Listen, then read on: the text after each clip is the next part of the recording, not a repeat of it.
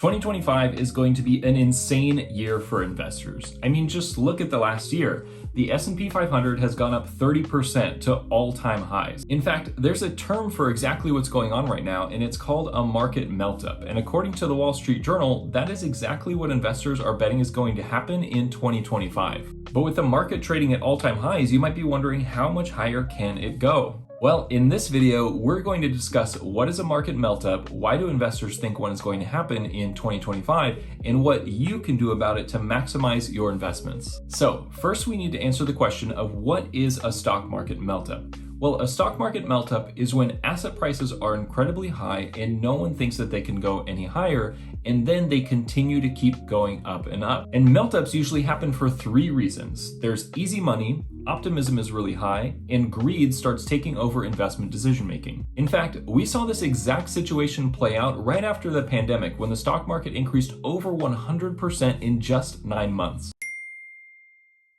That happened because of those three factors that we just talked about.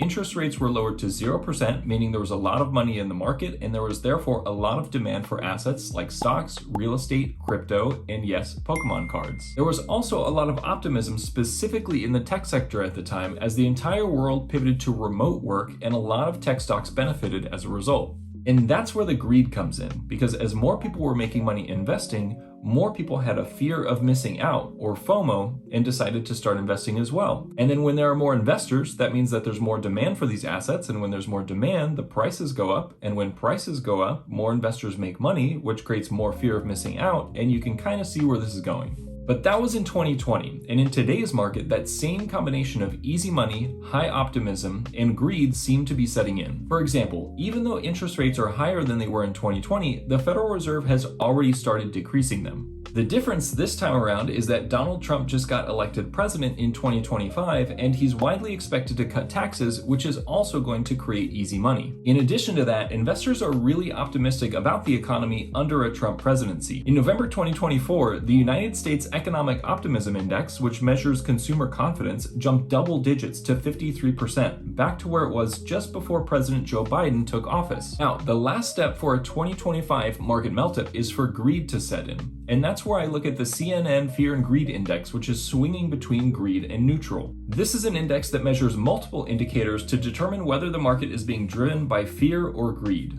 Personally, I've been following this indicator for over a decade, and I found it to be a pretty solid guide for how much FOMO is in the market. And right now, this indicator is on the brink of flipping from neutral to greed, which is exactly what would be needed for a melt-up to happen. Now, whether 2025 turns out to be a melt-up or a melt-down, I don't know. But what I do know is how to manage an investment portfolio in any type of market. So here's my framework so you can do the same. Number one is to stay invested. The worst thing that any investor can do is to try to time the market. In fact, studies have shown that even someone with perfect market timing wouldn't even make that much more money than someone with terrible market timing. The real losses happen when investors sell their investments and get out of the market, thinking that it can't go any higher or that it needs to crash another 20%. The reality is that the market may crash 20%, but it may go up another 100% in the meantime, and if you stay out of the market, you're going to miss out on that entire period of gains. Number two is to diversify and rebalance. In fact, diversification is the best way to reduce risk and enhance your investment returns. And the sweet spot for diversification is around 20 to 25 stocks that are not that correlated with each other.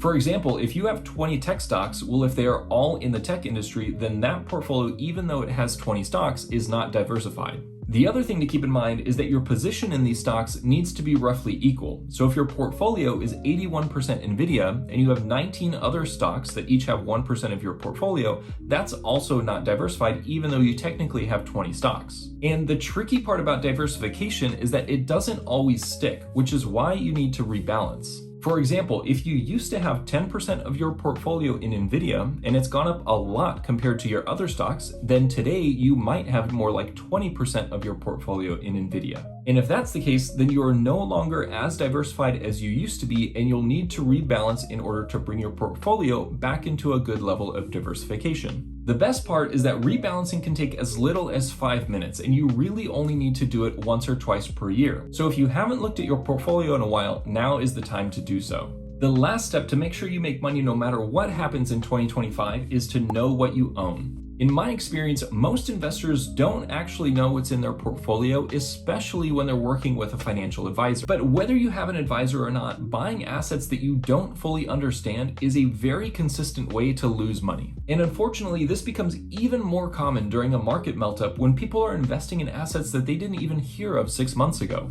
Looking at you, Dogecoin. So if you ignore everything else in this video and you still want to YOLO your life savings into the market, then please at least take 30 minutes to understand what it is you're buying. By the way, hi, Editing Brian here, editing this exact video that you're watching right now. I know, kind of trippy, right?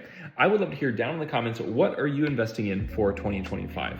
Anyways, let's get back to the video. So now that you know what a melt-up is and what to do about it to maximize your investments, you're going to want to check out this video where I talk about how to build a successful investment strategy from scratch.